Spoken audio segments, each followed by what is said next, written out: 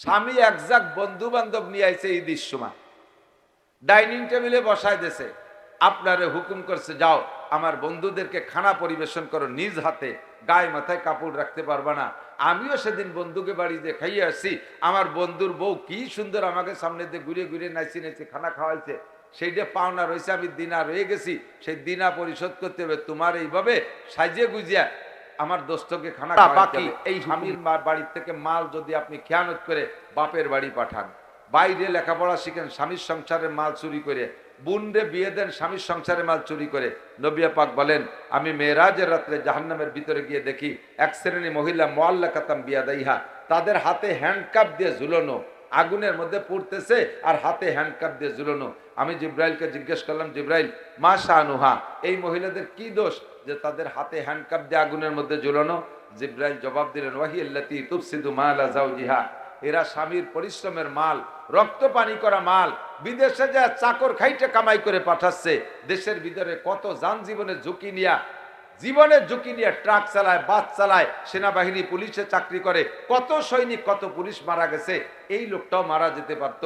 এইভাবে কষ্ট করে জীবনের ঝুঁকি নিয়ে রক্ত পানি করে টাকা কামাই করে বাড়ি পাঠায়, আর এই মহিলা সেই টাকা দিয়ে ইচ্ছা মতো বিলাসিতা করে, গোপালগঞ্জে মার্কেট করবে, এরপরে মা বাপ ভাই বোনের বাজারঘাট সব এই বাড়িতে পাঠায় দেবে, স্বামীর সংসারের মাল খেয়ানত করে।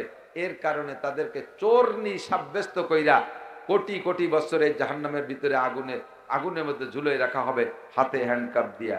আমার মা বোনরা, এই জন্য অফি মালিহি, স্বামীর মাল খেয়ানত করবেন না, স্বামীর মালকে যত্ন করবেন, স্বামীর খেদমত করবেন। আরেকটা কথা মনে রাখবেন, আজকে যারা ইয়াং মহিলা আছেন, আপনার সামনে শাওড়ি আছে, আপনার সামনে শাওড়ি আছে, শ্বশুর আছে, আপনি বাপের বাড়ি যতদিন ছিলেন অবিল ওয়ালিদাইনি ইহসানা, আব্বা মার প্রতি সুদৃষ্টি রাখা, তাদের খেদমত করা, এটা আপনার পর ফরজ ছিল। যখন আপনি স্বামীর বাড়িতে চলে আসছেন বাপের বাড়ি ছেড়ে, এখন আপনার আব্বা মা পাল্টে গেছে, আপনার তালাক, আপনার কারণে আপনার মেয়েটা আজকে অকালে তালাক খাইছে। আর একবার যদি কোনো মহিলা তালাক খায়, এ তালাক খাওয়া মহিলার পরবর্তীতে বিয়ে কেমন হয় তা তো সবাই জানেন, 90% হয় না, আর হইনি পারে ওই রকম আরা কুড়োটিয়ে বাদামের সাথে বিয়ে হয়, জীবনে একটা সুখ শান্তি থাকে না।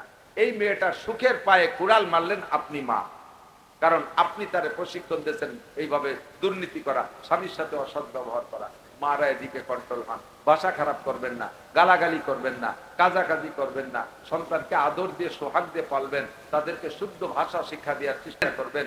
মা সবচাইতে প্রশংসিত নারী, আল্লাহর কাছে প্রশংসিত, নবী রাসূলের কাছে প্রশংসিত, ফেরেশতাদের কাছে প্রশংসিত, ইমানদারদের কাছে প্রশংসিত ওই মহিলা তাসুররুহু ইজা নাজারা ইলাইহা। খেয়াল করি, তাসুররুহু ইজা নাজারা ইলাইহা, যেই মহিলার দিকে তার স্বামী তাকাইলে, মহিলার দিকে স্বামী তাকাইলে, মহিলা তার একটা হাসি দিয়ে হোক, অঙ্গভঙ্গি দিয়ে হোক, যে কোনো একটা ভালো কথা বলে স্বামীকে খুশি করে দেবে। স্বামী হাজারো টেনশন আর দুশ্চিন্তায় থাকুক, স্বামীর মুখখান মলিন বেজার, আপনার একটা অঙ্গভঙ্গি, একটা হাসি, একটা বিভিন্ন ধরনের একটা আচরণ দিয়ে স্বামীকে যদি খুশি করে দিতে পারেন, তাসুররুহু ইজা নাজারা ইলাইহা, তাকানোর সাথে সাথে খুশিটা করে দেবেন। হুজুর বলেন তুমি সবচেয়ে ভালো মহিলা, তুমি সবচেয়ে ভালো মহিলা।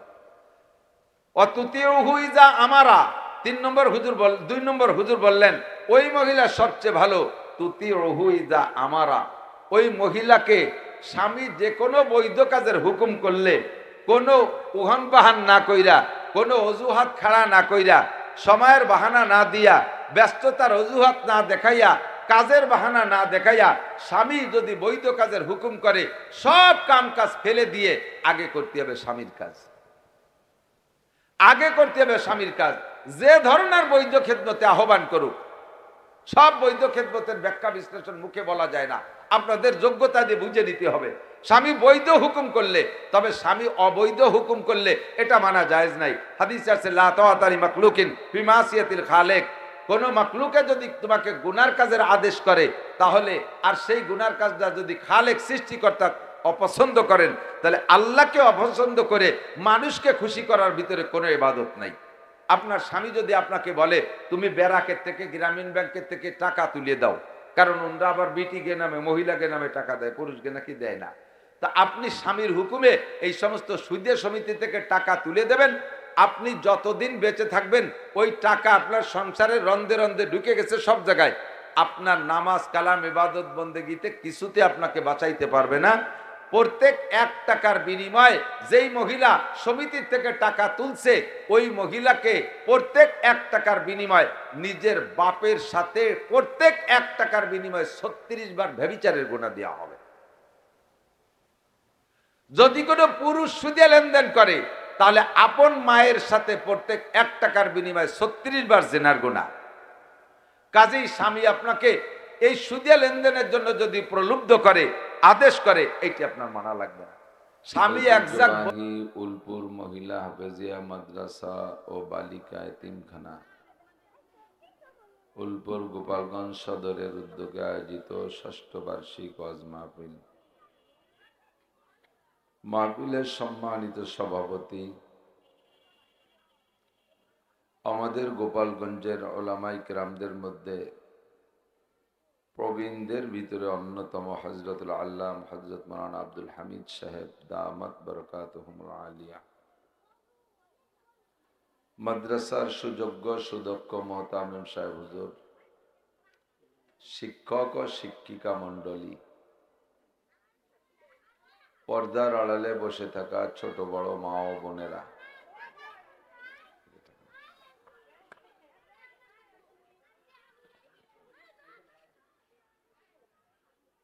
আল্লাহ তাবারাকা ওয়া তাআলা শাহী দরবারে শুকর আদায় করি যে আল্লাহ পাক রব্বুল আলামিন সমকালীন উলামায়ে কেরামের মাথার ভিতরে একটা সুচিন্তিত সুন্দর পরিকল্পনা নেওয়ার তৌফিক দান করেছেন।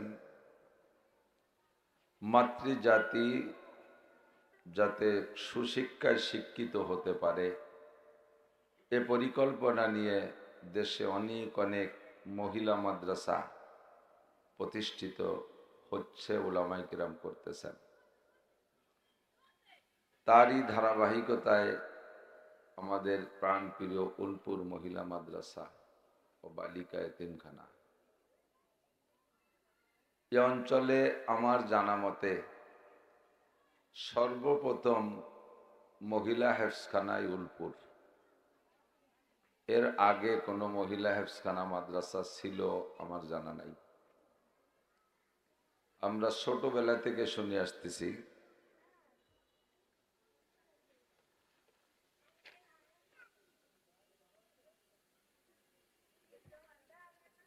এই মহিলা মাদ্রাসার কথা। আজকে মহিলা মাদ্রাসার উদ্যোগে আয়োজিত মহিলা মাহফিলে আপনারা মা বোন যারা এসেছেন, আপনারাও দোয়া করবেন যাতে মাদ্রাসাটা কিয়ামত পর্যন্ত অব্যাহত থাকে। মাদ্রাসাকে আল্লাহ সকল প্রকার ফিতনা ফাসাদ থেকে রক্ষা করেন।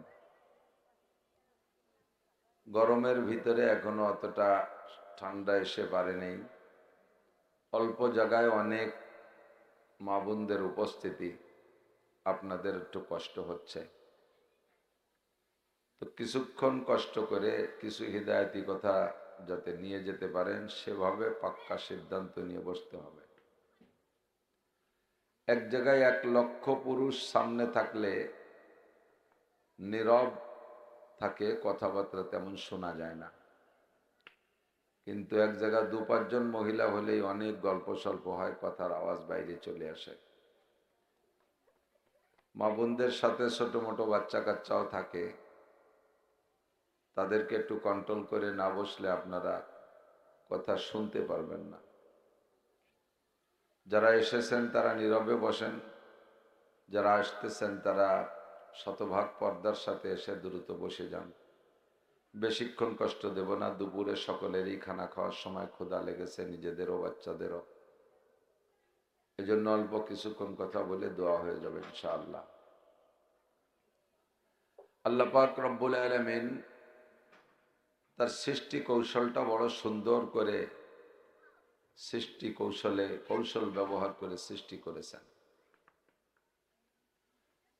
ছোট থেকে ছোট, বড় থেকে বড়, অসংখ্য সৃষ্টি আল্লাহ পাক রব্বুল আলামিনের, যার সংখ্যা দুনিয়ার কোনো মানুষ, সারা দুনিয়ার সমস্ত মানুষ একত্রিত হয়েও আল্লাহর সৃষ্টি সংখ্যা গণনা করে শেষ করতে পারবে না।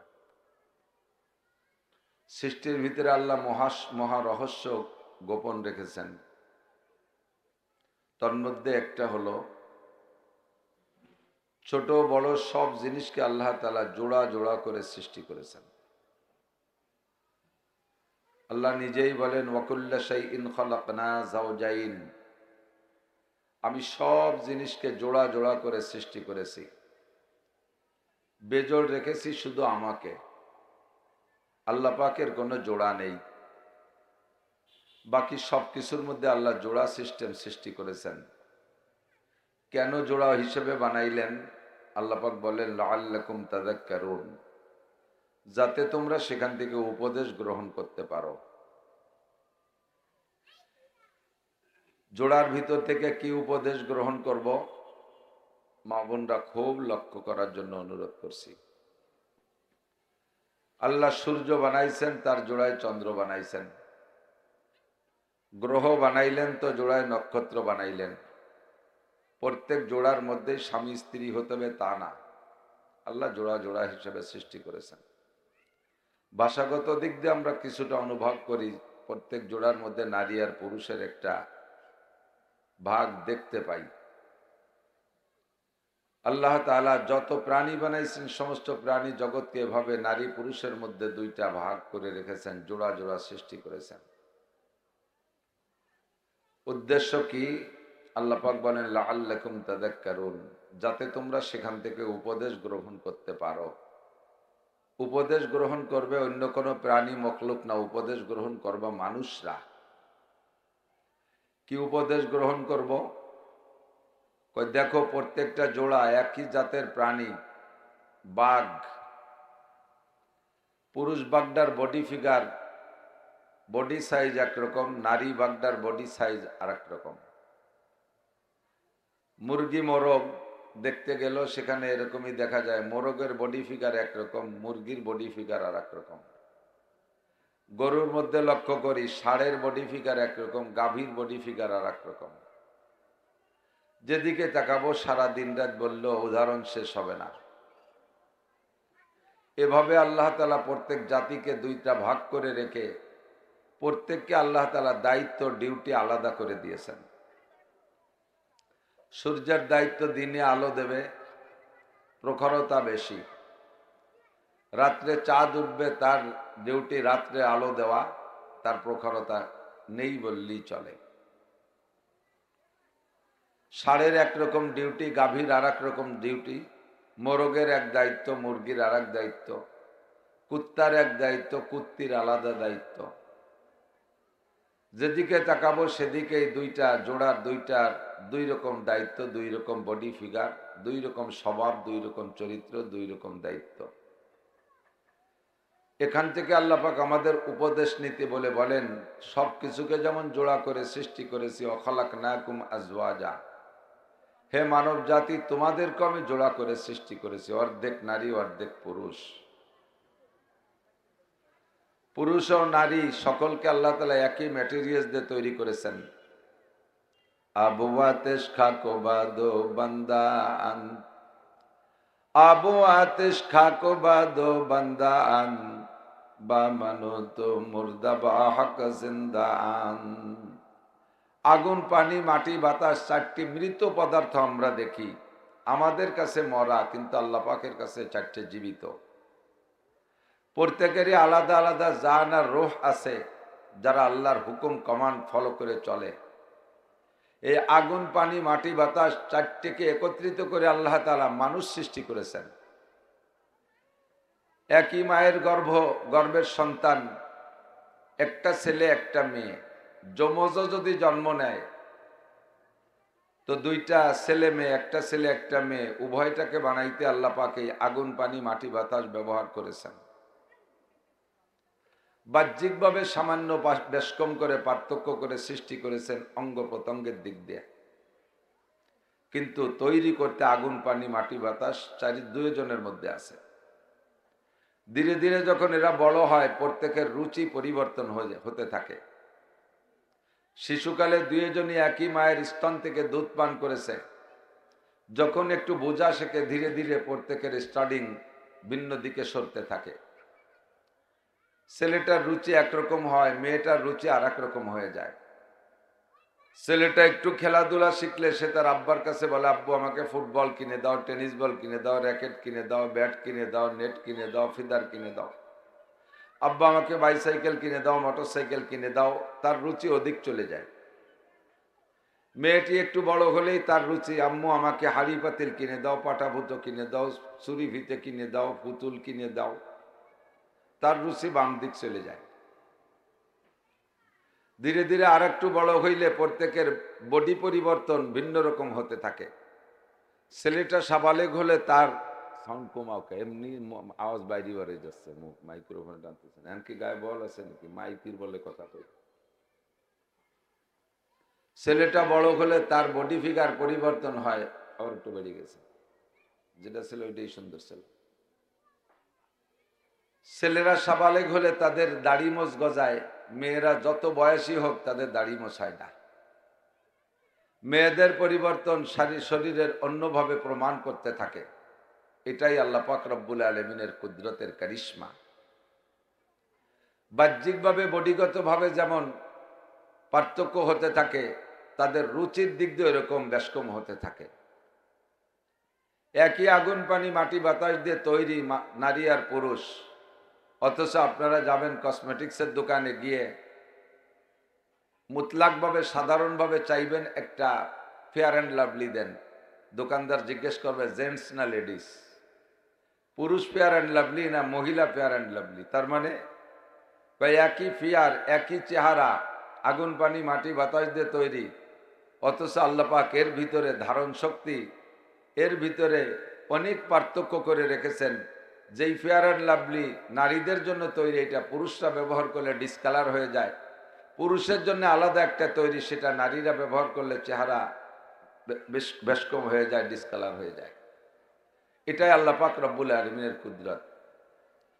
তো যেমন নারীদের শারীরিক গঠনের মধ্যে পার্থক্য, তাদের ত্বক ও চামড়ার মধ্যে পার্থক্য, তাদের রুচি ও স্বভাবের মধ্যে পার্থক্য, তেমনি আল্লাহ পাক রব্বুল আলামিন শরিয়াতের দৃষ্টিতেও নারী আর পুরুষের জন্য শরিয়াত কিছুটা পার্থক্য করে রেখেছেন। তবে এক জায়গায় এসে সকলে আবার একত্রিত হতে হয়, সেটা হলো ঈমান। পুরুষেরও ঈমান আনা ফরজ, নারীদের ঈমান গ্রহণ করাও ফরজ। পুরুষের ঈমান গ্রহণ করতে যেই কলেমা লাগে, নারীদেরও একই কলেমা। কলেমার এখানে এসে, ঈমানের এখানে এসে সকলে আমরা ঐক্য হয়ে যাই।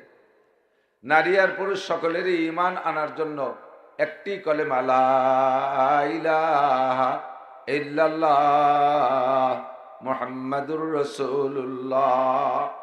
পুরুষরা মুসলমান হইতে, মোমেন হইতে এই কলেমা লাগবে, নারীদেরও মোমেন হইতে এই কলেমা লাগবে। শরিয়াতের বিধান পালন ক্ষেত্রে নামের দিক দিয়ে আমরা অনেক জায়গায় এক হয়ে যাব। যেমন নামাজ পুরুষের উপরেও ফরজ, নারীদের উপরে ফরজ। রোজা পুরুষের উপরে ফরজ, নারীদের উপরে ফরজ। জাকাত পুরুষের উপরেও ফরজ, নারীদের উপরেও ফরজ। হজ পুরুষের উপরে ফরজ, নারীদের উপরেও ফরজ। জাকাত পুরুষের উপরে ফরজ, নারীদের উপরেও ফরজ। আবার বর্জনীয় বিষয়গুলোতে গিয়েও তেমনই করে, যেমন হালাল উপার্জন করা পুরুষের উপরে ফরজ, নারীদের উপরে ফরজ। হারাম খাওয়া পুরুষের জন্য হারাম, নারীদের জন্য হারাম। ঘুষ খাওয়া পুরুষেরও হারাম, নারীদেরও হারাম। সুদ খাওয়া পুরুষেরও হারাম, নারীদেরও হারাম। বেপর্দা করা পুরুষেরও হারাম, নারীদেরও হারাম। জিনা ব্যভিচার করা পুরুষেরও হারাম, নারীদেরও হারাম। মদ গাঁজা অ্যাবা ফেন্সিডিল হিরোইন খাওয়া পুরুষেরও হারাম, নারীদেরও হারাম। অকথ্য ভাষায় গালাগালি কাজাকাজি করা পুরুষেরও হারাম, নারীদেরও হারাম।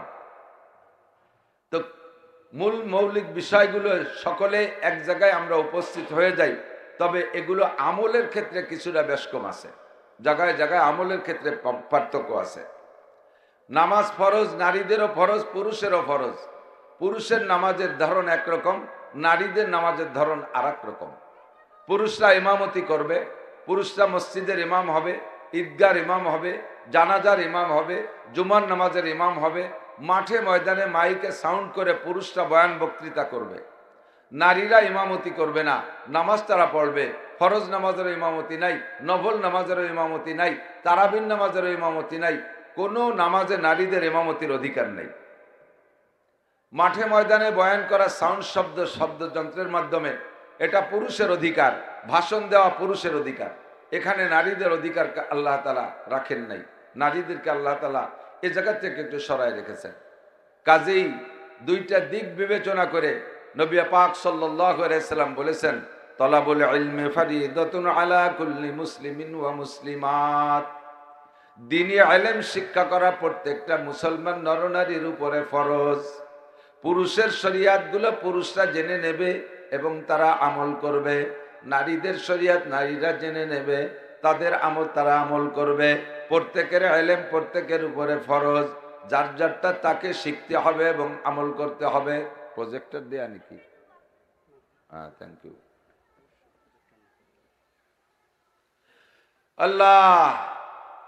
তো আমরা পুরুষরা মাঠে ময়দানে যাই, ওয়াজ শুনি, বড় বড় মাহফিলে যাই, ইস্তেমার মাঠে যাই, চরমনের ময়দানে যাই, গহরডাঙ্গার মাঠে যাই, আশপাশের বড় বড় মাদ্রাসার মাহফিলে যে পুরুষরা বয়ান শোনে, দাওয়াত ও তবলিগে যাইয়া পুরুষরা বয়ান শোনে, শেখে, আমল করে। দেশ বহিরে অনেক আগের থেকে পুরুষদের মাদ্রাসা ছিল, সেখানে গিয়ে পুরুষরা মাদ্রাসা থেকে শিক্ষা অর্জন করে দ্বীনি শরিয়াত শিখে আমল করে। জুমার দিনে ইমাম সাহেবরা মসজিদে খুতবার আগে বয়ান করে, সে বয়ানের মাধ্যমে পুরুষরা শিক্ষা অর্জন করতে পারে, আমল করতে পারে। কিন্তু নারীদের জন্য এই সমস্ত সুযোগগুলো ছিল না। তবে নারী আর পুরুষ সকলেরই নিজস্ব ব্যক্তি জীবনে চলতে যে ইলম লাগে তাকে বলে ইলমুল হাল। নিজের প্রয়োজনীয় ইলমগুলো নিজেকে শিক্ষা করাও ফরজ, আমল করাও ফরজ। ফরজকে শিখাও ফরজ, বিশ্বাস করা ফরজ, আমল করা ফরজ। ওয়াজিব যেগুলো আছে এগুলো শিক্ষা করা ফরজ, বিশ্বাস করা ফরজ, আমল করা ওয়াজিব। সুন্নাতগুলিকে শিক্ষা করা ফরজ, বিশ্বাস করা ফরজ, আমল করা সুন্নাত। এমন করে শরীয়তের প্রত্যেকটা ভাগ আলাদা আলাদা করে শরীয়তের বিধানগুলোকে পার্ট পার্ট করে শিক্ষা অর্জন করা, এর ইলম অর্জন করা নারী আর পুরুষ সকলের জন্য ফরজ। তো যেহেতু আজকের মাহফিলটা নারীদের মাহফিল, কাজেই নারীদের প্রয়োজনীয় মাসালাগুলি কিছু আলোচনা আমি করব বলে ইচ্ছা করেছি। খুব খেয়াল করে শুনবেন, জানবেন, বুঝবেন, আমল করবেন। এক নম্বর কথা হলো, নারীদের জিন্দেগিতে শরীয়তের যে বিধান আছে, সর্বপ্রথম হলো মোমেন হইতে হবে। আমাকে পুরুষ হলে পুরুষকে আরবি ভাষায় বলে মোমেন, আর নারীদেরকে আরবি ভাষায় বলে মোমেনা, অর্থাৎ ইমানদার মহিলা। আমাকে আপনাকে ইমান ছাড়া আল্লাহ পাক রব্বুল আলামিন কিয়ামতের ময়দানে অ্যাকসেপ্ট করবেন না। জান্নাতে যাওয়ার জন্য এক নম্বর শর্ত হলো ইমান। এজন্য প্রত্যেকে বিশ্বাসের সাথে কলেমা আগেও পড়েছি, এখনো বিনা আওয়াজে যার যার কায়দা আমরা মা বোনরা আছি পড়ে নেব। নতুন করে আবার প্রত্যেকটা মুহূর্তে মুহূর্তে আমার কলেমা পড়ে প্রস্তুত থাকা দরকার। আমি জানি না আমার কোন কলেমা পড়ার পরে আমার ইন্তেকাল হয়ে যাবে। কলেমা ইন্তেকালের আগ মুহূর্তে আমার জীবনের শেষ কথাটা যেন কলেমা হয়, এই জন্য প্রস্তুত থাকা জরুরি। সেই হিসেবে আমি পড়ে নিতে পারি। জানি না আমার 1 মিনিট পরে ইন্তেকাল হবে কিনা, আল্লাহই ভালো জানে। হুজুর বলেন, মান কানা আখিরু কালামিহি লা ইলাহা ইল্লাল্লাহ ফাদাখালাল জান্নাহ। যেই ব্যক্তি নারী আর পুরুষের জীবনের শেষ কলেমা হবে লা ইলাহা ইল্লাল্লাহ মুহাম্মাদুর রাসূলুল্লাহ, এ বলার পরে যদি আর দুনিয়াবি কোনো কথাবার্তা না বলে, এই লোকটা মারা যায়, নবী পাক বলেন ফাদাখালাল জান্নাহ, সেজন্য জান্নাতে চলিয়েই গেল।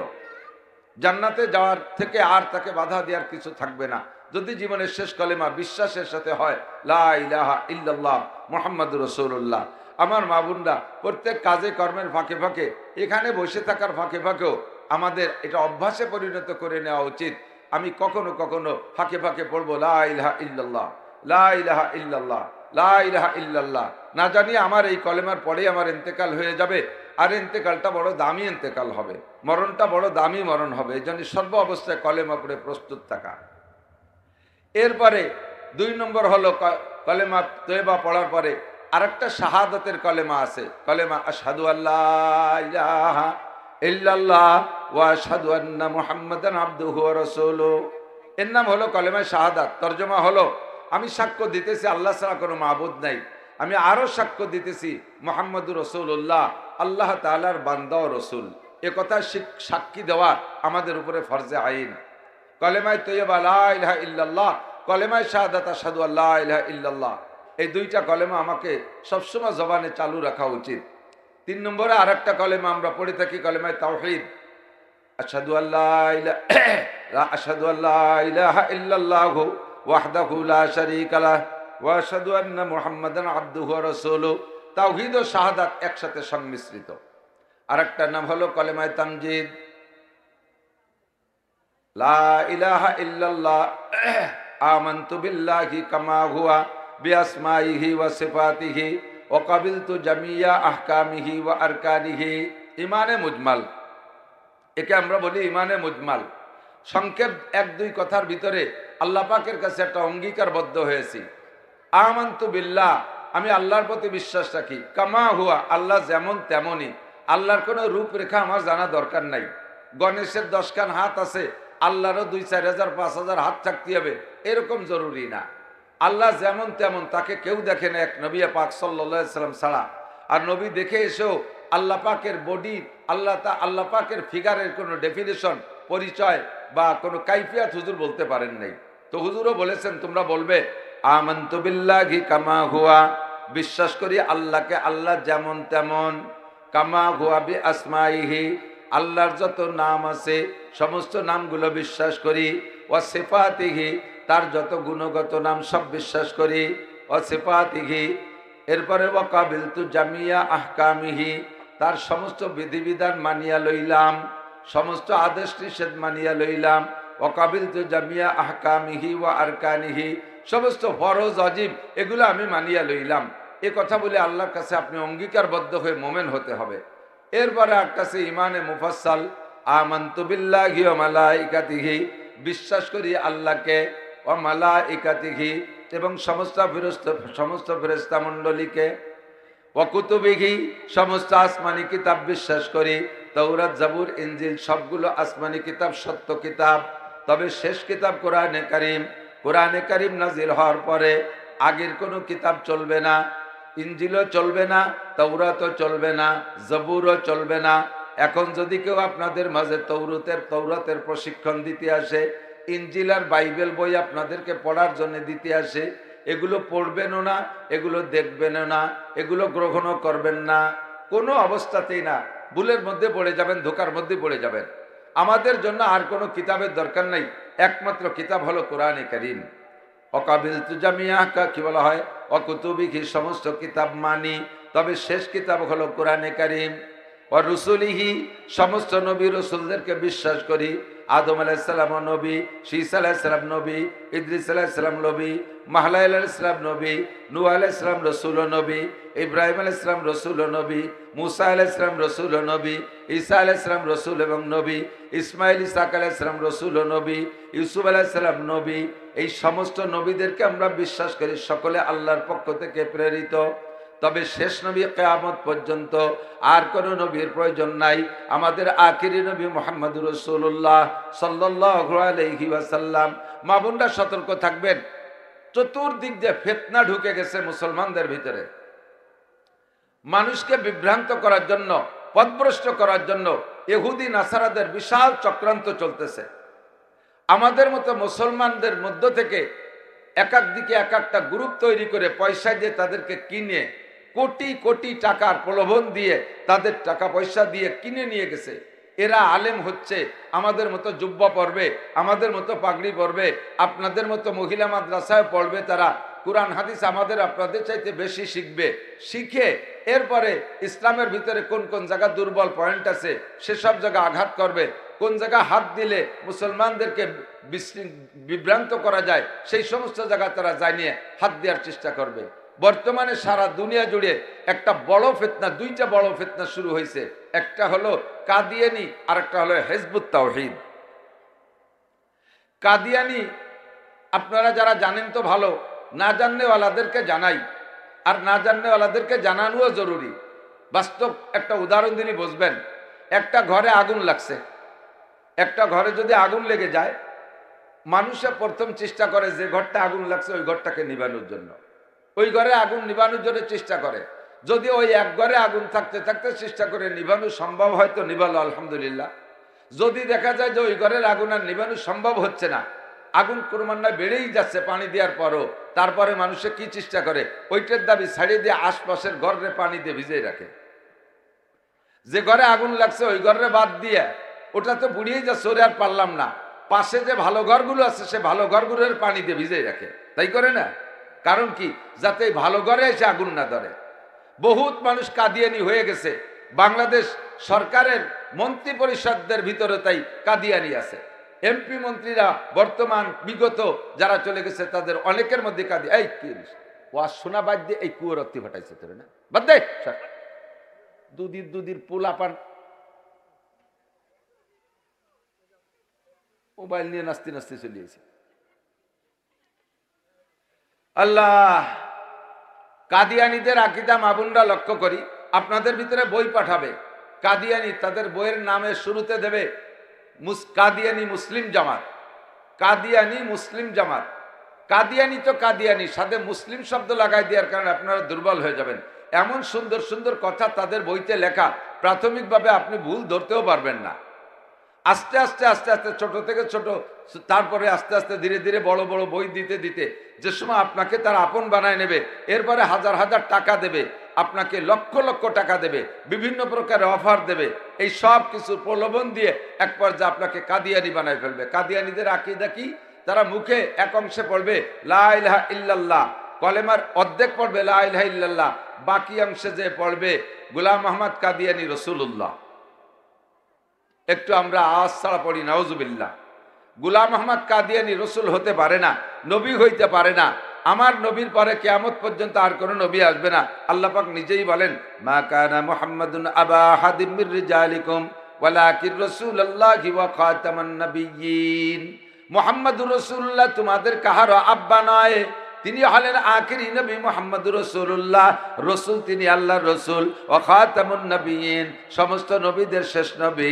হুজুর বলেন, আনা খাতামুন নবিয়্যিন লা নাবিয়্যা বাদি, আমি হলাম শেষ নবী, আমার পরে কিয়ামত পর্যন্ত আর কোনো নবী আসবে না, আর কোনো নবীর প্রয়োজন হবে না। নবী পাকের জীবদ্দশায় মক্কার আরবের কয়েকজন কাফের নবুয়তি দাবি করেছিল, সাহাবায়ে কিরামরা তাদেরকে জাহান্নামে পাঠিয়ে দিয়েছে। 1 নম্বরে মুসাইলামাতুল কাজ্জাব, 2 নম্বরে সুতাইহা, 3 নম্বরে তুলাইহা, 4 নম্বরে আসওয়াদে আনাসি। এই 4 জন সাহাবায়ে কিরামদের যুগে ইসলাম নবুয়তি দাবি করেছিল, সাহাবায়ে কিরামরা তাদেরকে হত্যা করে জাহান্নামে পাঠিয়ে দিয়েছে। এরপরে শেষ বেলায় আইসা ভারতের এক প্রোডাক্ট, নাম তার গোলাম আহমদ, ভারতের কাদিয়ান শহরে তার বাড়ি।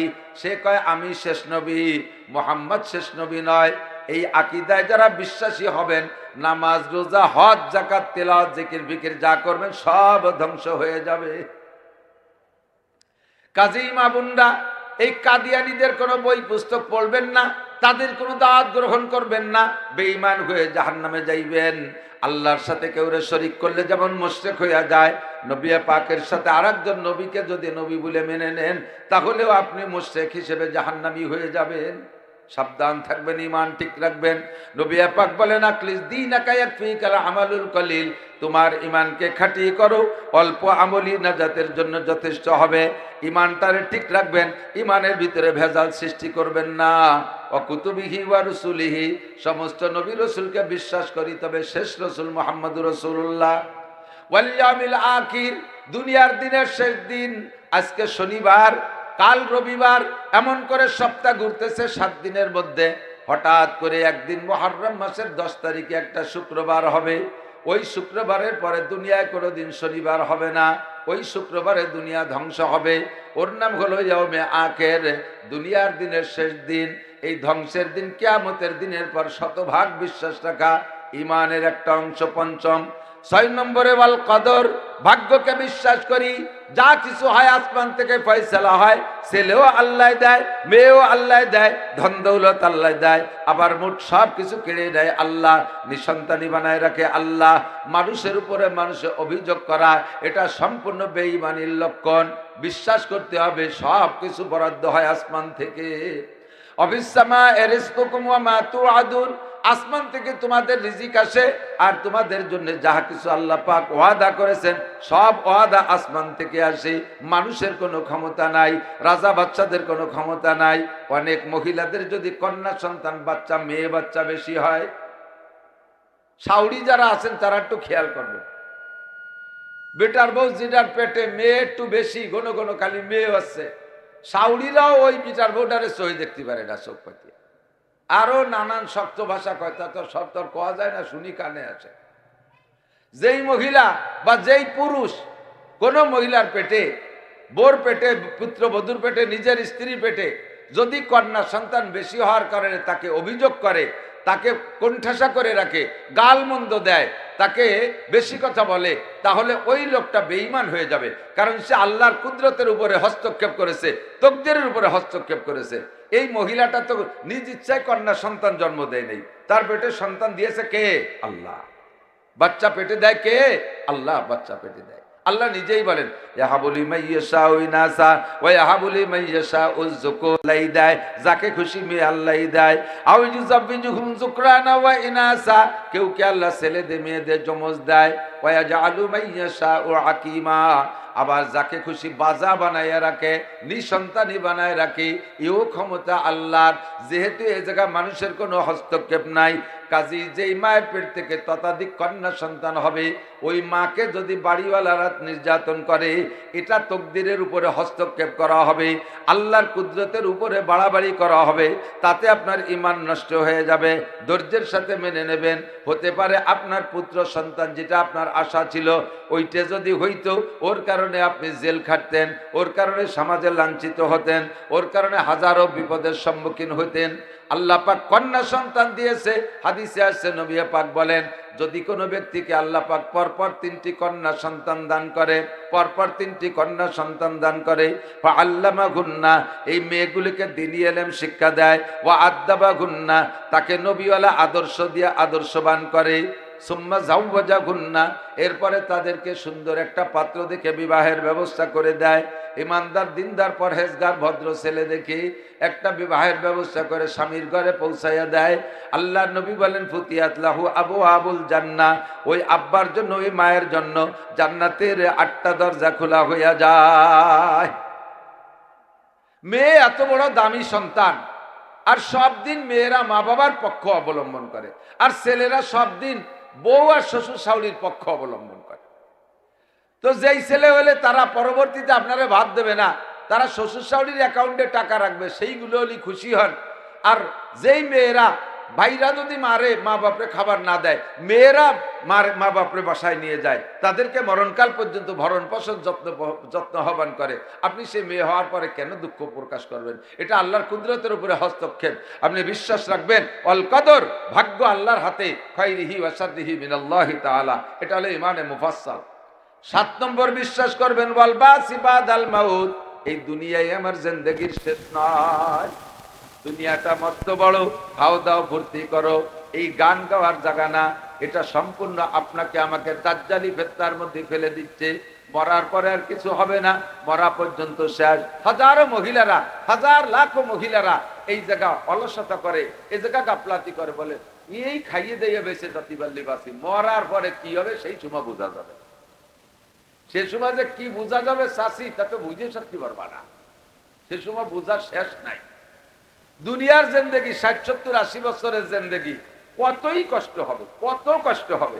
যত কষ্ট হোক, মরা ছাড়া তো আর ইচ্ছে বড় কষ্ট হয় না, মরা পর্যন্ত শেষ। কিন্তু আখিরাতের যে মরণ নাই, আল্লাহ পাক বলেন, ওমাল হায়াতুদ দুনিয়া ইল্লা কালিল ওয়া ইন্নাদ দারাল আখিরাতা লাহিয়াল হায়াওয়ান। আরে দুনিয়ার জিন্দেগি একেবারে সামান্য, আখিরাতের হায়াতের সামনে দুনিয়ার জিন্দেগি 2.5 থেকে 3 সেকেন্ড। এই 2.5-3 সেকেন্ডের জিন্দেগিতে তোমার কত কষ্ট হবে। অগ্নি পরীক্ষা হবে, জেল পরীক্ষা হবে, ফাঁসির পরীক্ষা হবে, মালি মামলার পরীক্ষা হবে, জল তুফানের পরীক্ষা হবে, বন্যা প্লাবনের পরীক্ষা হবে, রোগ ব্যাধির পরীক্ষা হবে। আরে অবশেষে তো তোমার এখান থেকে মারাই যেতে হবে। মরার পরে আর কোনো কষ্ট নাই দুনিয়ার কোনো কষ্ট মরার পরে আর গায়ে অনুভব হবে না। এরপরে শুরু হবে আখিরাতের জিন্দেগি। ওই জিন্দেগি শুরু হবে, দুনিয়ার জিন্দেগি যেদিন শেষ, আখিরাতের জিন্দেগি সেদিন শুরু। ওই দিন থেকে নিয়ে অনাদি অনন্তকাল, ওই কালটা কিভাবে সুখে শান্তিতে থাকতে পারি, এই উপার্জন করে যেতে হবে। অল্প একটু হায়াত দুনিয়ায়, এই দুনিয়ার অল্প একটু হায়াতের মধ্যে নবী পাক বলেন, আদ-দুনিয়া মাজরাতুল আখিরা, দুনিয়া হলো আখিরাতের কামাই করার জায়গা, আখিরাতের খেত। মানুষে ধান খেতে চাষ করে অল্প কয়েকদিন, আর সেই ধান কেটে এনে সারাটা বছর যেমন খায়, চাষ করে, মেহনত করে মাঠে অল্প কয়েকদিন, উপভোগ করে সারা বছর। মানুষের চাকরিতে ডিউটি করে 8 ঘন্টা, একজন মানুষ 8 ঘন্টা ডিউটি করে, পরিবারের 10 জন সদস্য সারা বছর তাই দিয়ে আনন্দ করে, তারা ভোগ বিলাস করে। তেমনি দুনিয়ার 70-80 বছরের কিছুক্ষণের পরিশ্রম মা এটুক করে যাওয়ার পরে আপনি অনাদি অনন্তকালের শান্তিতে থাকবেন। আপনি এসেছিলেন একদিন স্বামীর ঘরে, মনে আছে যে সকল মা বোনদের বিবাহ হয়েছে, যারা বিবাহিতা এসেছেন, আপনি যেদিন স্বামীর ঘরে এসেছিলেন, যদি নিয়মতান্ত্রিক বিবাহের মাধ্যমে এসে থাকেন, তাহলে সেদিন আপনার কত একটা যত্ন ছিল। দামি দামি শাড়ি চুড়ি অলংকার আপনাকে পরাইয়া এই ঘরে এই দরজা দিয়ে আপনাকে ঢুকানো হয়েছিল। আপনি পায়ে হেঁটে যান নাই আদরে, আল্লাদের ধাক্কায় আপনাকে সেদিন মানুষে কোলে করে, আপনার পরিবারের সদস্যরা, মুহররমরা আপনাকে কোলে করে ঘরে তুলছে। আবার কিছুদিন পরে সব কিছু চলে যাবে মা, আপনার গায়ের সে রং বেরঙের কাপড় থাকবে না, শাড়ি চুড়ি কিছু থাকবে না, আপনার পরনের সব কাপড় খুলে নিয়ে যাবে, আপনার পেটিকোট খুলে নিয়ে যাবে, সায়া ব্লাউজ খুলে নিয়ে যাবে, নাকের ফুল খুলে নিয়ে যাবে, কানের দুল খুলে নিয়ে যাবে, চুড়ি অলংকার কিছু আপনার গায়ে রাখবে না, আপনাকে আর সেই সাজে ওই দরজা দিয়ে বের করবে না। আপনাকে কিছুদিন পরে সাদা কাপড় পরাইয়া একেবারে কি বলা হয়, সম্পূর্ণ অলংকার বিহীন করে নিয়ে যাবে, এই দরজা দিয়ে বের করে। আসছেন কয়দিন আগে, আবার বেরোয় যাচ্ছেন কয়দিন পরে। একটু ভেবে দেখছেন আপনি এই ঘরে ঢুকছিলেন কয়দিন আগে? 40-50 বছর আগেও যদি আপনার বিয়ে হয়ে থাকে, মনে হয় যে এই তো 2 বছর বা 1 বছর হবে, এই তো 1 বছর হলো ঢুকলাম, কয়দিনে 50 বছর চলে গেল। কোথায় গেল আমার শাড়ি চুড়ির বাহাদুরি, কোথায় গেল আমার রূপের বাহাদুরি, সবই আমার চলে গেল। মা আপনাকে এদিক খেয়াল করে পরকালের জন্য প্রস্তুতি নেন। নবী পাক বলেন, আল কাইয়িসু মান দাদা নাফসাহু ওয়া আমিলা লিমা বাদাল মাউত। চালাক, জ্ঞানী, হুঁশিয়ার, বুদ্ধিমান, চালাক, জ্ঞানী, হুঁশিয়ার, বুদ্ধিমান ওই ব্যক্তি, মান দাদা নাফসাহু, যে নিজেকে নিজে দিনদার বানাইলো, নিজেকে নিজে ইমানদার বানাইলো, ওয়া আমিলা লিমা বাদাল মাউত, আর ইচ্ছাকৃতভাবে পরকালের আমল করার জন্য প্রস্তুতি নিয়ে আমল করতে থাকলো, ইচ্ছাকৃতভাবে সময় মতো নামাজ পড়ে, ইচ্ছাকৃতভাবে রমজানের রোজা রাখে, ফাঁকে ফাঁকে খুঁজে নফল রোজা রাখে, একটু তৌফিক হলে দান ধ্যান করে ভালো জায়গায়, কোরআনে কারীম তিলাওয়াত করার শিক্ষা করে এবং সকাল বিকাল একটু তিলাওয়াত করে, বিনা আওয়াজে মা বোনরা পর্দার আড়ালে বইসা গুনগুন করে একটু জিকির করে, তৌফিক হলে, সম্ভব হলে, শক্তি থাকলে, সুস্থ থাকলে শেষ রাত্রি নির্ধারিত সময় উইচা তাহাজ্জুদের 4 রাকাত নামাজ পড়ে আল্লাহর সাথে যোগাযোগ করে। আল্লাহর নবী বলেন, এই লোকটা সবচাইতে চালাক। নারী হোক আর পুরুষ হোক, এনিম্যান এভরিবডি, প্রত্যেকটা মানুষ চালাক ওই ব্যক্তি যে নিজেকে নিজে দিনদার বানাইলো আর পরকালের জন্য আমল করে প্রস্তুতি নিল, এটা হলো অরিজিনাল চালাক। ওয়াল আজিজু মান আতবা নাফসাহু হাওয়াহা। আর নবী পাক বলেন, কম ভক্ত পোড়া কপাল, হতভাগ্য, দুর্ভাগ্য, বেয়াকুব, আনাড়ি ওই ব্যক্তি, মান আতবা নাফসাহু হাওয়াহা, যে ব্যক্তি নিজের কায়েসাতে নফসানির গোলামি করে, মনে যা চাই তাই করে। ওই হিন্দুকে দুর্গা পূজার তো জাতি মনে চাইতেছে, যাই একটু ঘুরিয়ে এসে, আমরা তো আর বুঝু পারবো না, যাচ্ছে আশেপাশে হিন্দু আপারা, হিন্দু দিদিরা যাচ্ছে, তাদের সাথে একসাথে স্কুলে লেখাপড়া করেছি, যাই একটু ঘুরিয়ে আসি, মনে চাইছে গেলেন, একটু মনে চাইলে উড়াকান্দি গেলেন, সরস্বতী লক্ষ্মী পূজা একটু দেখতে গেলেন, আশেপাশে কোনো জায়গায় দুনিয়ার নোংরা মেলা মিলছে সে জায়গায় একটু গেলেন, স্কুলে হাই স্কুলে একটু প্রতিযোগিতা ক্রীড়া অনুষ্ঠান হচ্ছে, আপনি যে সে জায়গায় একটু দেখলেন, ওই ফাঁকা জায়গা একটু ঘোড়া দাবড় হচ্ছে তা একটু দেখতে গেলেন, রাস্তায় যে বেটারা কারা যায় তার টুকি ঝুঁকি মারি দেখলেন, এরপরে ব্যারাকের একটু চাকরি নিলেন, দুনিয়া কামাই করার জন্য বেহায়া বেপর্দার সাথে যে সব জায়গায় চাকরি কর্মস্থল আছে সে জায়গায় আপনি চাকরি নিলেন, মনে যা চাই তাই করেন, নামাজ পড়তে মনে চায় না পড়েন না, রোজা রাখতে মনে চায় না পড়েন না, পর্দা করতে ভালো লাগে না করেন না, আপনি আবার আশা করে বসে থাকেন মাদ্রাসায় 100 টাকা দিছি, রমজান মাসে 2 কেজি জিলাপি কিনে দিছি, এতেই আমাকে বেচতে হয়ে যাবে। বেচতে একেবারে অত কম দামি না যে 2 কেজি জিলাপিতে বেচতে কিনা হয়ে যায়। 100 টাকা যেটা মিলাদ দিলি বেচতে কিনা যায়, বেচতে অত সস্তা হইলে তাহলে হাজার হাজার মানুষ সারাটা জীবন ইসলামের জন্য এত পরিশ্রম করতো না, সবাই 2 কেজি জিলাপিতে বেচতে কিনে নিয়ে বসে থাকতো।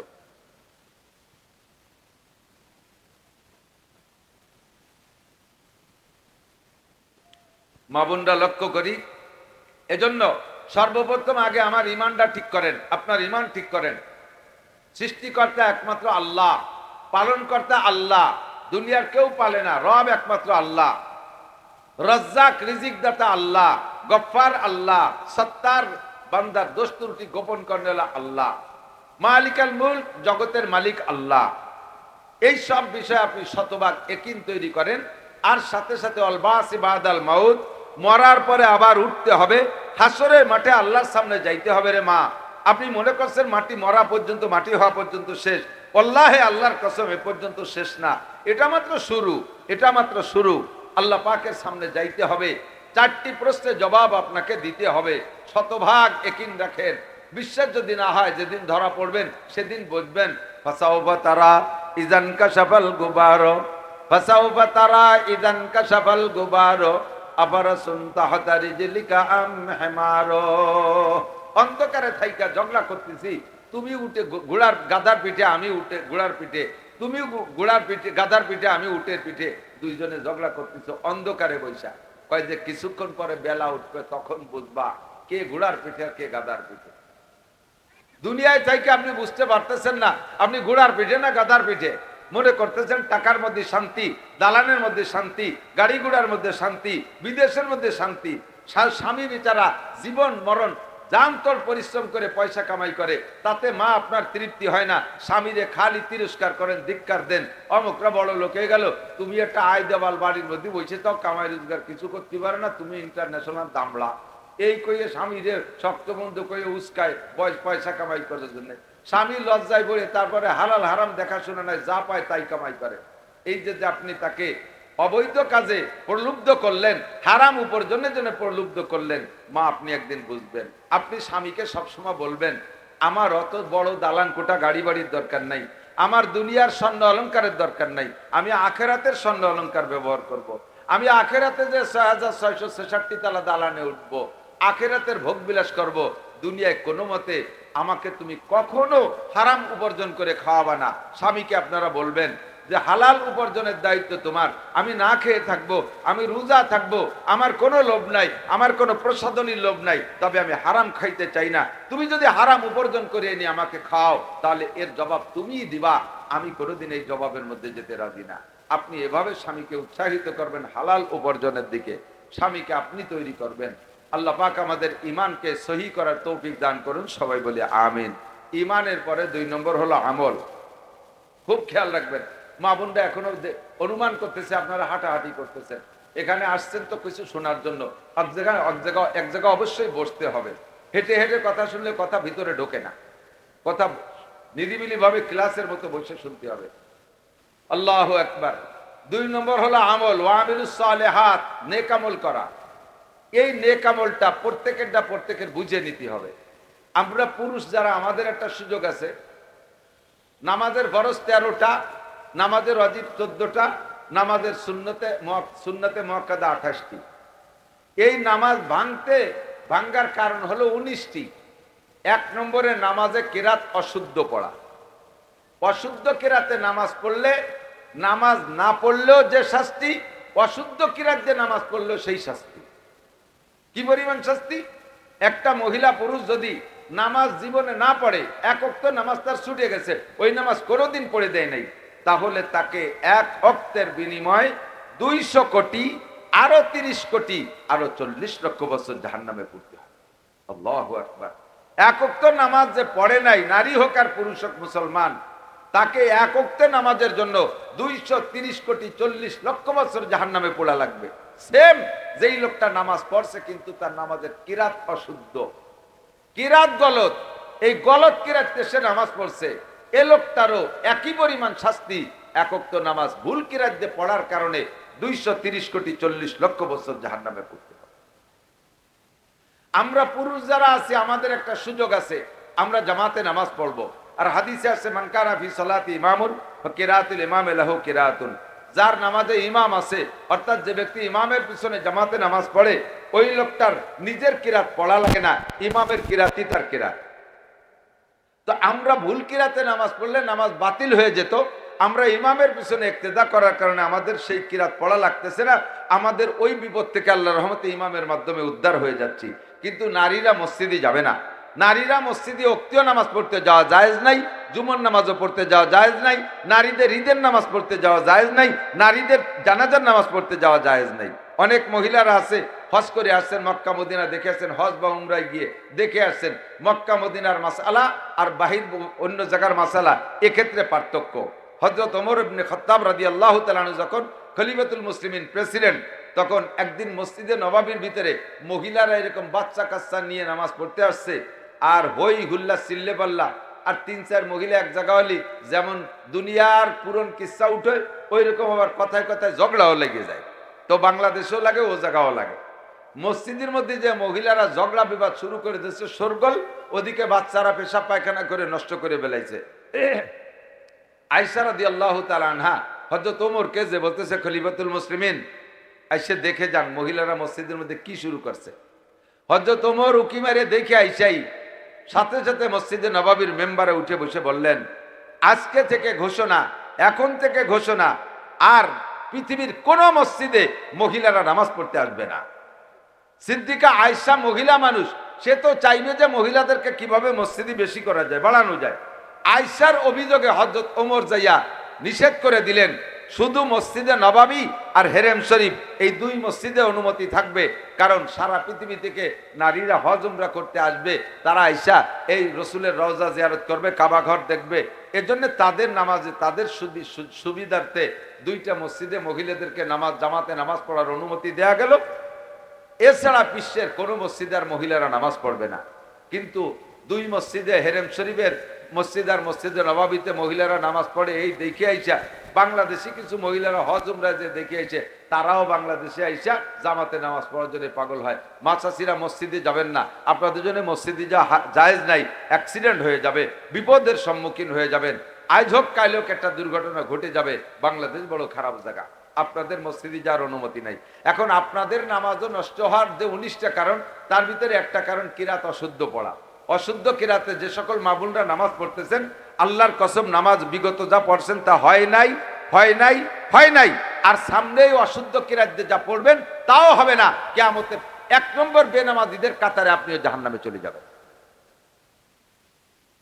হয়তো আপনি মনে মনে রাগ করতেছেন, আমার সামনে প্রশ্ন করতে সুযোগ পাচ্ছেন না, হুজুর কয়জনের কিরাত শুদ্ধ আছে, তাই যদি না আমার কিরা অশুদ্ধ কিরাত দিয়ে নামাজ পড়লে যদি না হয়, তাই আর পড়িয়ে লাভ কি? ঠিক আছে, যারা আর সবাই পড়ে না, আমরাও তাকে সাথে পড়বো না, বাস। আপনি পড়েন না, আপনি পড়েন না নামাজ, আপনি পড়েন না, আপনারা আমি অত তেলাই না।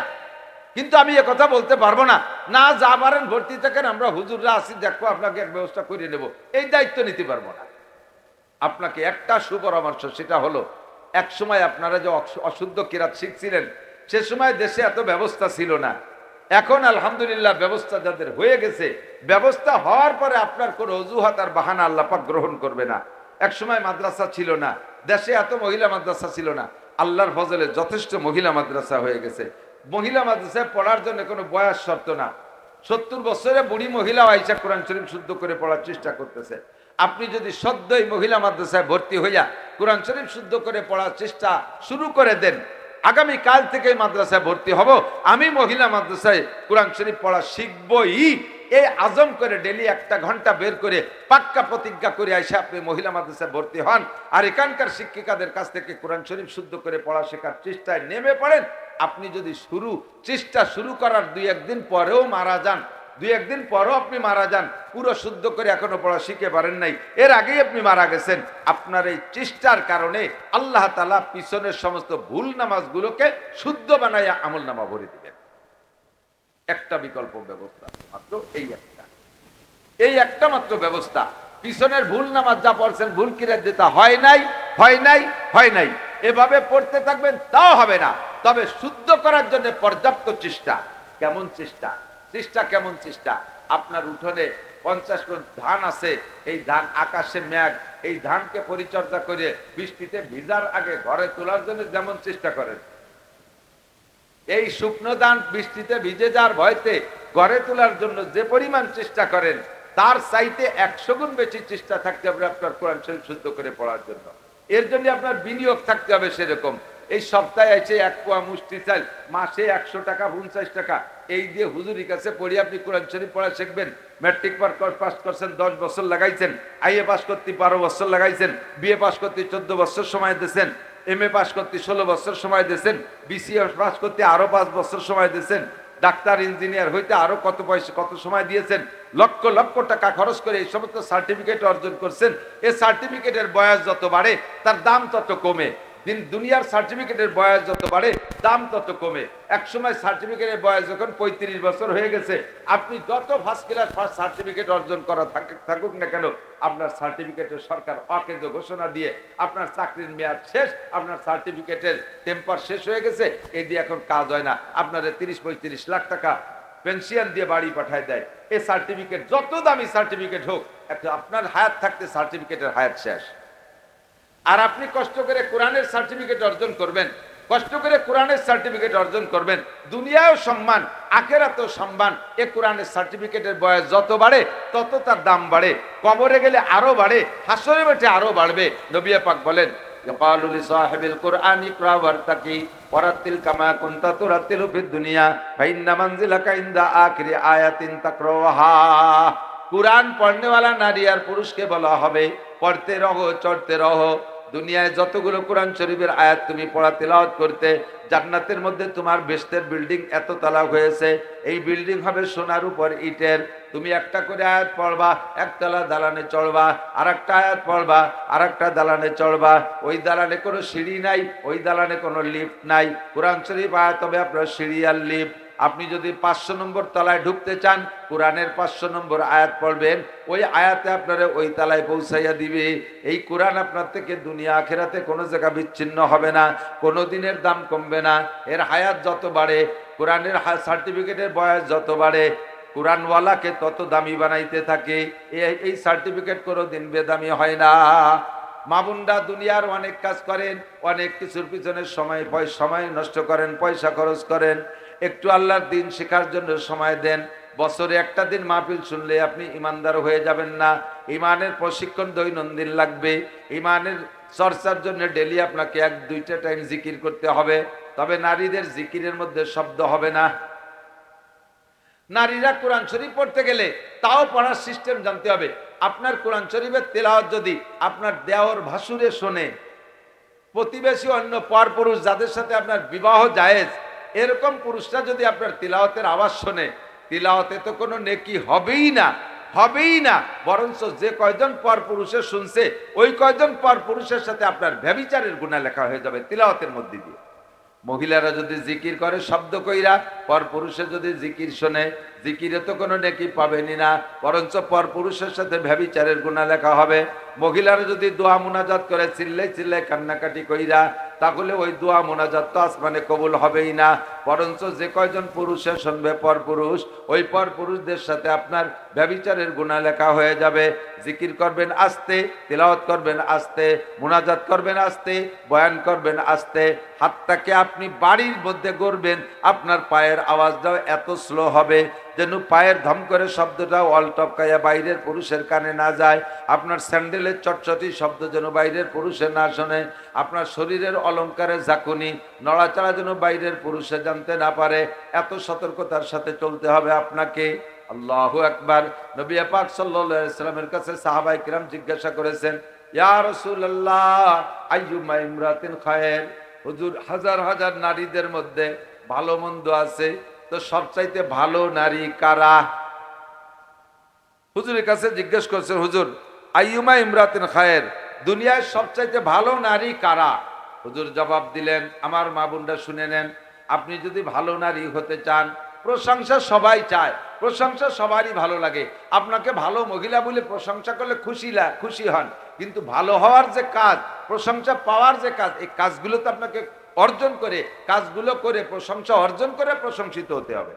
তো হুজুর বলেন, সবচাইতে প্রশংসিত নারী আল্লাহর কাছে প্রশংসিত, নবী রাসূলের কাছে প্রশংসিত, ফেরেশতাদের কাছে প্রশংসিত, ইমানদারদের কাছে প্রশংসিত ওই মহিলা তাসুররুহু ইজা নাজারা ইলাইহা। খেয়াল করি, তাসুররুহু ইজা নাজারা ইলাইহা, যেই মহিলার দিকে তার স্বামী তাকাইলে, মহিলার দিকে স্বামী তাকাইলে মহিলা তার একটা হাসি দিয়ে হোক, অঙ্গভঙ্গি দিয়ে হোক, যে কোনো একটা ভালো কথা বলে স্বামীকে খুশি করে দেবে।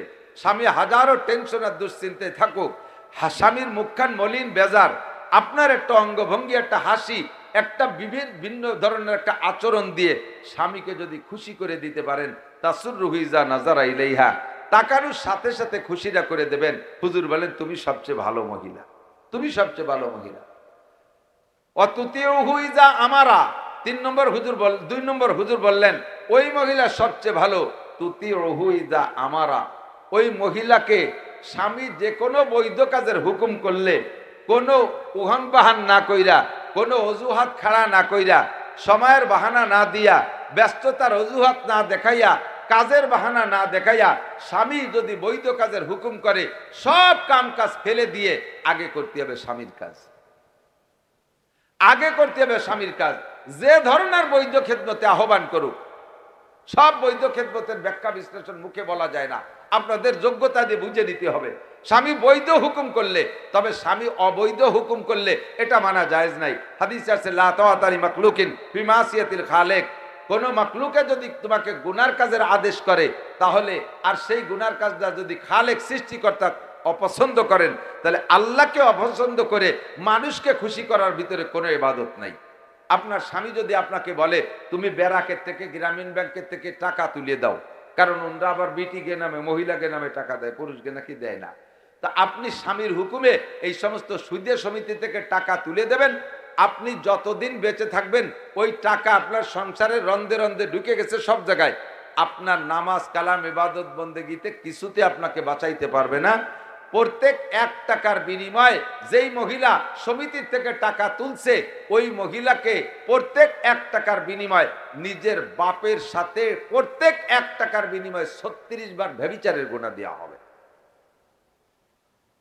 যদি কোনো পুরুষ সুদে লেনদেন করে, তাহলে আপন মায়ের সাথে প্রত্যেক 1 টাকার বিনিময়ে 36 বার জিনার গুনাহ। কাজেই স্বামী আপনাকে এই সুদে লেনদেনের জন্য যদি প্রলুব্ধ করে, আদেশ করে, এইটি আপনার মানা লাগবে না। স্বামী একজাক বন্ধু বান্ধব নিয়ে আইছে ঈদের সময়, ডাইনিং টেবিলে বসায় দিয়েছে, আপনারে হুকুম করছে যাও আমার বন্ধুদেরকে খানা পরিবেশন করো নিজ হাতে, গায়ে মাথায় কাপড় রাখতে পারবা না।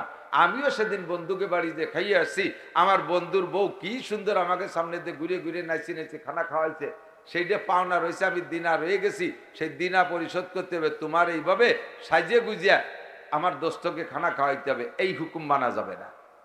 আমার বন্ধুকের সাথে তুমি একটু শিক্ষা সফরে যাও, এইটা মানা যাবে না। স্বামী হুকুম করছে তুমি পুলিশের চাকরি করতে যাও, দরকার নাই, মানা যাবে না। স্বামী হুকুম করছে তুমি ব্যারাক অ্যাডামসে চাকরি করো, মানা যাবে না। এক কথায় যেটাকে গুনাহ জানেন, এই গুনার কাজের হুকুম করলে মানা যাবে না। আর যতক্ষণ পর্যন্ত বৈধ কাজের হুকুম করবে স্বামী, আল্লাহ নবী বলেন তুতিউহু ইযা আমারা, যে কোনো বৈধ কাজের হুকুম করলে এইটা বিদ্যুৎ গতিতে পালন করে। অন্য হাদিসের মধ্যে আছে স্ত্রী যদি স্বামীর ন্যূনতম খেদমত এতটুক খেদমত করে যে হাত্তার লুকমাতে ফি ফিহে, একটা খাবারের লুকমা স্বামীর মুখে তুলে দেয়, আর স্বামীর লুকমাটা মুখে নিয়ে যদি সন্তুষ্ট হয়, খুশি হয়, আল্লাহু আকবার, এর বিনিময় ওই মহিলার আমল নামায় 7 ভরি স্বর্ণ গরিব মিসকিনের ভিতরে দান করলে যেই নেকি, আল্লাহ তাআলা সমপরিমাণ নেকি দান করে। ছোট্ট থেকে ছোট্ট একটা খেদমত। এমনকি স্বামী মাঠের থেকে আসছে, গায়ের গেঞ্জি খুলে ফেলাইছে, পিঠে 2-4টে ঘামাসি দেখছেন, স্ত্রী মোহাব্বত করে যদি ঘামাসিগুলো স্বেচ্ছায় গালাইয়া দেয়, এই ঘামাসিগুলো মেরে দেয়, তাহলে প্রত্যেক একটা ঘামাসি মারার বিনিময়ে 7 ভরি স্বর্ণ দান করার সওয়াব। স্বামীর লুঙ্গিরা খুলছে, ভিজা লুঙ্গিরা খুলে শুকনো লুঙ্গি পরছে, আপনি চট করে নিয়ে ধুয়ে দেবেন, 7 ভরি স্বর্ণ দান করার সওয়াব। জুতাটা সোজা করে দেবেন, 7 ভরি স্বর্ণ দান করার সওয়াব। গেঞ্জিটা গায়ে হাতে তুলে দেবেন অথবা পরায় দেবেন, 7 ভরি স্বর্ণ দান করার সওয়াব। অজুর পানি আগায় দেবেন, 7 ভরি স্বর্ণ দান করার সওয়াব। এইভাবে ছোট থেকে ছোট যত খেদমতি আপনি করেন না কেন, প্রত্যেক একটা কাজের বিনিময়ে আপনাকে আল্লাহ তাআলা 7 ভরি স্বর্ণ দান করার সওয়াব দেবে। তুতিউহু ইযা আমারা।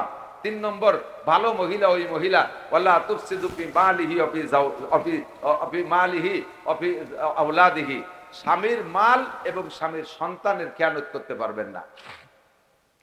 সন্তান খেয়ানত, স্বামীর সন্তান খেয়ানতের কি মানে? স্বামী চাইতেছে বাচ্চা গ্রহণ করবে, আপনার যতক্ষণ পর্যন্ত বাচ্চা গ্রহণ করলে আপনার জীবন নাশের ভয় না থাকে, একটু কষ্ট তো হবেই। বাচ্চা পেটে নিলে কষ্ট, বাচ্চা ডেলিভারিতে কষ্ট, জন্মের পরে দুধ খাওয়ানো কষ্ট, এরপরে তার পেশাব পায়খানা সাফ করা কষ্ট, এসব কষ্ট তো হবেই। এ কষ্ট যদি আপনি না সহ্য করতে পারেন তাহলে আপনি মা হয়েছেন কেন?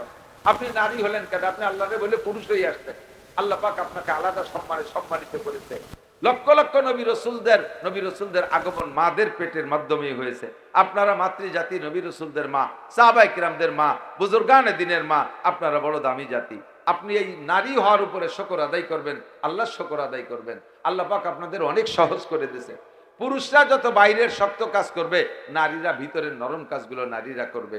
পুরুষদের কাজ বাহিরে, নারীদের কাজ ভিতরে। আল্লাহ কয় করনা ফি বুয়ুতিকুন্না, নারীরা তোমরা ঘরের ভিতরে থাকো। ওয়ালা তাবাররাজনা তাবাররুজাল জাহিলিয়াতিল উলা, বর্বর যুগের নারীদের মতো তোমরা বাহিরে বেহায়া বেশরম ভাবে ঘোরাফেরা করবা না, ফিল্ডিং মারবা না।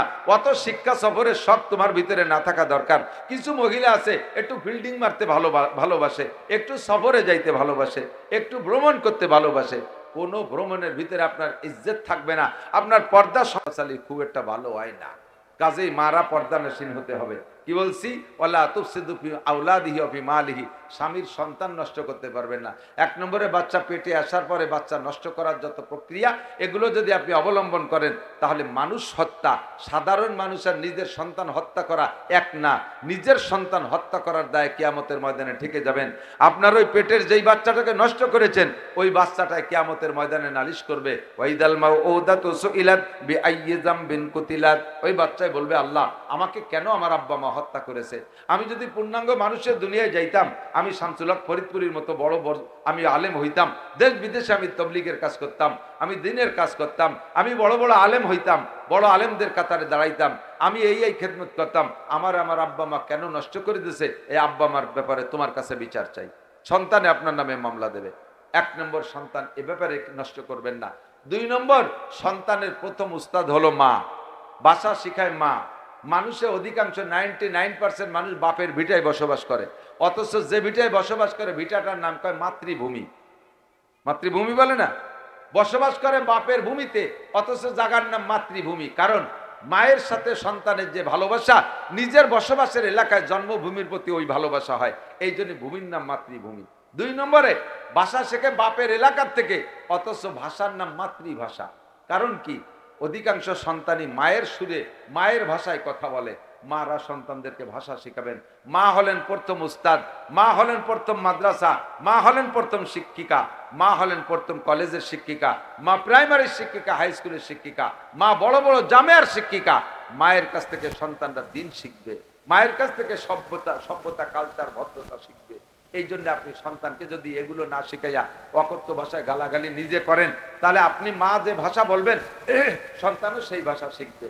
আপনি আপনার স্বামীর সাথে তুই তুই করে কথা বলেন, আপনার শিয়ানা মাইয়া বাড়ির থাকে, এখনো বিয়ে হয় নাই, সেও দেখছে যে আমার মা আমার আব্বার সাথে এইভাবে কথা বলে, সেও সেই যে প্রশিক্ষণ নিয়েছে। সে যখন স্বামীর বাড়ি যাবে, সেও যে তার স্বামীর সাথে সে আচরণ করবে। আপনার স্বামী কোনো কারণবশত আপনার উপর দিয়ে কথা বলে না, নীরবে চুপ করে রয়েছে, সামাজিকতার দিক লক্ষ্য করে যদি পারিবারিক জ্ঞানজাম করি, তাহলে আমার সমাজে একটা মান সম্মানের ব্যাপার, ভিতরের এই দুর্নীতি, ভিতরের এই আভ্যন্তরীণ অশান্তি মানুষের জেনে যাবে।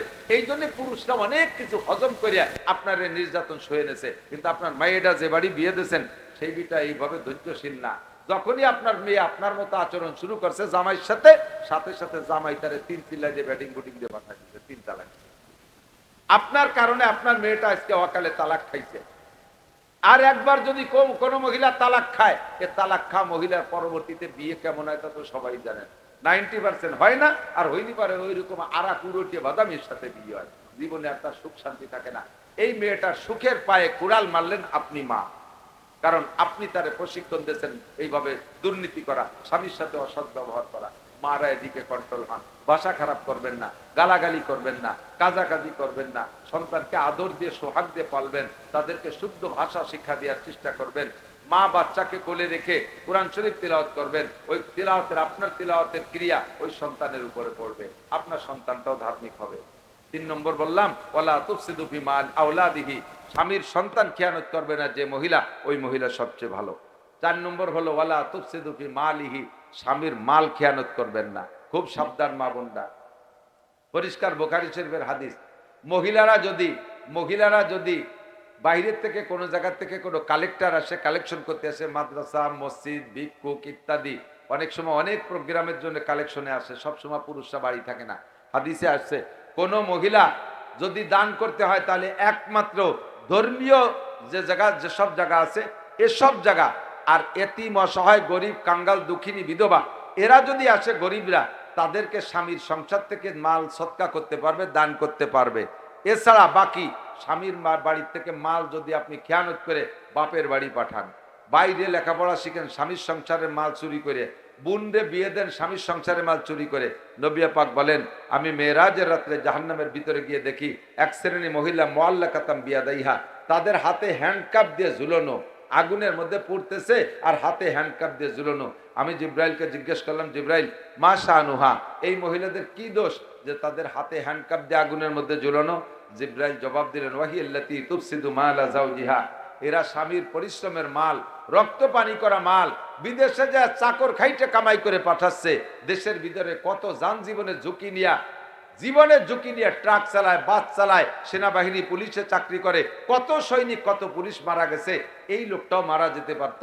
এইভাবে কষ্ট করে জীবনের ঝুঁকি নিয়ে রক্ত পানি করে টাকা কামাই করে বাড়ি পাঠায়, আর এই মহিলা সেই টাকা দিয়ে ইচ্ছা মতো বিলাসিতা করে, গোপালগঞ্জে মার্কেট করবে, এরপরে মা বাপ ভাই বোনের বাজারঘাট সব এই বাড়িতে পাঠায় দেবে, স্বামীর সংসারের মাল খেয়ানত করে। এর কারণে তাদেরকে চোরনি সাব্যস্ত কইরা কোটি কোটি বছরে জাহান্নামের ভিতরে আগুনের মধ্যে ঝুলে রাখা হবে হাতে হ্যান্ডকাপ দিয়া। আমার মা বোনরা, এই জন্য অফি মালিহি, স্বামীর মাল খেয়ানত করবেন না, স্বামীর মালকে যত্ন করবেন, স্বামীর খেদমত করবেন।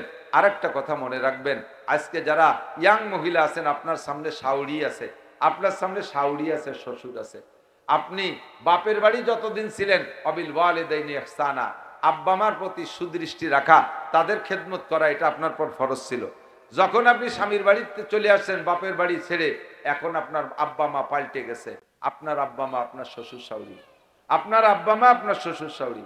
আপনার খেদমতের জায়গায় 1 নম্বরে আপনার স্বামী, 2 নম্বরে আপনার শ্বশুর শাশুড়ি।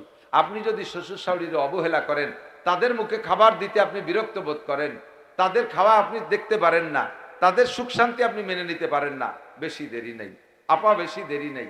এখন আপনার বয়স কত? 30। আপনার বয়স 40 হইতে হইতে আপনিও শাশুড়ি হয়ে যাবেন, যদি আপনার সন্তান পুত্র সন্তান হয়। প্রথম দিক দিয়ে আপনিও একদিন শাশুড়ি হয়ে যাবেন। আপনি যে আচরণ করতেছেন এর চাইতে অনেক বেশি পাবেন, এর চেয়ে অনেক বেশি পাবেন। এজন্য সতর্ক হয়ে যান। স্বামীর খেদমত, শ্বশুর শাশুড়ির খেদমত, সন্তান লালন পালন, স্বামীর সংসারে মাল হেফাজত। 1 নম্বরে আপনি ঈমান ঠিক করেন, ঈমানের পরে হালাল রুজি খাওয়ার চেষ্টা করেন, এরপরে আপনার নামাজটা সুন্দর করে আদায় করার চেষ্টা করেন, শুদ্ধ করে কোরআন পড়ার চেষ্টা করেন। আল্লাহ তাআলা আমাদের আপনাদের সকলকে এ কথাগুলির পর আমল করার তৌফিক দান করুন। আমরা যারা বয়স্ক হয়ে গেছি, আপনারা যারা বয়স বেশি হয়ে গেছে, এখন মনে করতেছেন যে এই বাচ্চাই কথা হচ্ছে, তুই তার মধ্যে এসে ডিস্টার্ব করতেছিস। এখন মনে করতেছেন যে মাদ্রাসায় ভর্তি হওয়ার সময় নেই। না না না, এটা ভুল ধারণা। আমারও মহিলা মাদ্রাসা আছে, অনেক বয়সী মহিলারা এসে কোরআন শরীফ পড়া শিখতেছে, আলহামদুলিল্লাহ। আপনারা এখানে এসে চেষ্টা করতে পারেন। আর যদি কমপক্ষে এটা নাও হয়, আপনার আরেকটা পদ্ধতি আছে, আপনার মেয়ে বাচ্চা এখানে দিয়ে দেন, আপনার নাতি নাতি। এই যে একটু আগে মেয়েরা আরবিতে কথোপকথন করলো, আরবিতে বলে মুকালামা, আমি শুনেছি, একেবারে শতভাগ শুদ্ধ, খুব সুন্দরভাবে তারা আরবিতে মোকালামা করছে। দুনিয়ার মানুষে জেনারেল প্রতিষ্ঠানে ইংরেজিতে মোকালামা করে, এই নুরানি মাদ্রাসার বাচ্চারা এরা কিন্তু ইংরেজিতেও মোকালামা করতে পারে। আর মেয়েদের ব্রেন ভালো হয়, এরা দুনিয়ার ঝামেলা এরা কম, এদের ভিতরে খেলাধুলার মুখী অত বেশি না, যার কারণে এদের সময়ের বরকত 1-1.5 বছর 2 বছরে হাফেজা হয়ে যায়। আমার মেয়ে মাত্র 1.5 বছরে সবক শেষ হয়ে গেছে, হাফেজা হয়ে গেছে। এরকম বহু মেয়েদেরকে দেখতেছি, এদের মেধা ভালো, জবান পরিষ্কার, কণ্ঠ চিকন, সকালবেলা কোরআন শরীফ পড়লে শুনতে মনে চায়। বাচ্চারা কোরআন শরীফ পড়লে এবং মহিলা মাদ্রাসা থেকে একবার গুল্লি দিয়ে গেলে আল্লাহ রহমতে আশা করি সে আর বাকি জীবনে বেপর্দা করবে না, বেহায়া বেশরমি করতে পারবে না, হারাম খাইতে পারবে না। কাজেই আপনারা চেষ্টা করুন, ইনশাআল্লাহ আপনাদের বাচ্চা কাচ্চাগুলো এখানে দিয়ে আদর্শ শিক্ষায় শিক্ষিত বানায় নেবেন। দ্বীনি ইলম শিক্ষা করা যে ফরজ, এই ফরজটা তারা যেন এখান থেকে অর্জন করে নিতে পারে আর জীবনটা সুন্দরভাবে চালাইতে পারে। আল্লাহ পাক সবাইকে তৌফিক দান করুন। ভাষাগত ত্রুটি বিচ্যুতি মার্জনীয়, যা বলে সে শুনেছে, আল্লাহ আমল করা তৌফিক দান করুন। মা বোনরা ভিতরে এসেছেন, একটু সহযোগিতা করবেন।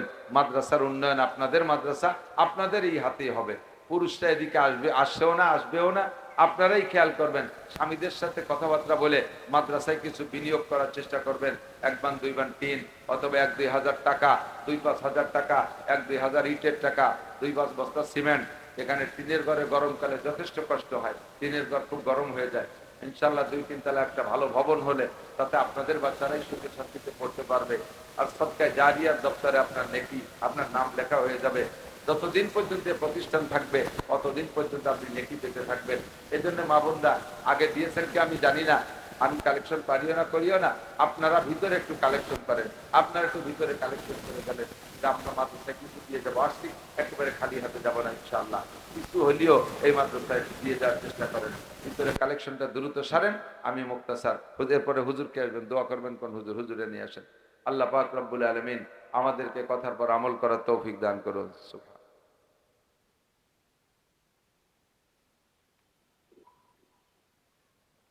আলহামদুলিল্লাহ, আল্লাহ পাকের দরবারে অসংখ্য শুকরিয়া। হুজুর